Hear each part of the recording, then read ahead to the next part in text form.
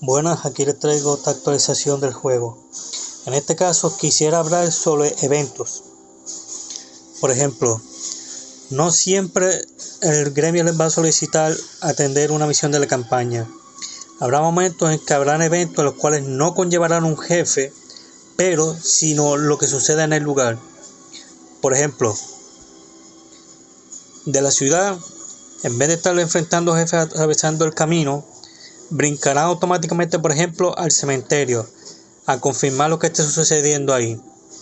En este caso, en vez de darle una carta de jefe, la carta representará el lugar, pero todavía tendrá un mazo de esbirros. Eso significa que esta carta no tendrá puntos de vida. Su meta será tratar de sobrevivir hasta que termine el mazo, y para cuando vuelvan de vuelta al gremio, a la ciudad donde vinieron, deberán confirmar si cumplieron todos los requisitos para haber completado el evento. Dependiendo de lo que sucede en el evento y a través de este, podría inesperadamente ocurrir casos como por ejemplo que se tenga que agregar una carta de estructura, lo cual provocaría que el evento sería más llamativo. Eso incluirá también, no menos, que coloquen las cartas de trampa y dependiendo del evento podrían colocar algunas especiales específicas.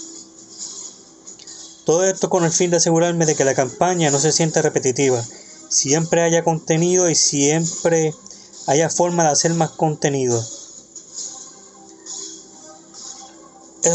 Eso sí, quisiera agregar algo.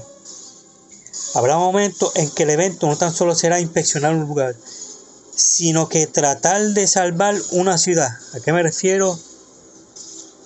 Digamos que el castillo está siendo amenazado porque un monstruo gigantesco está saliendo del pantano e intentará ir del pantano al castillo.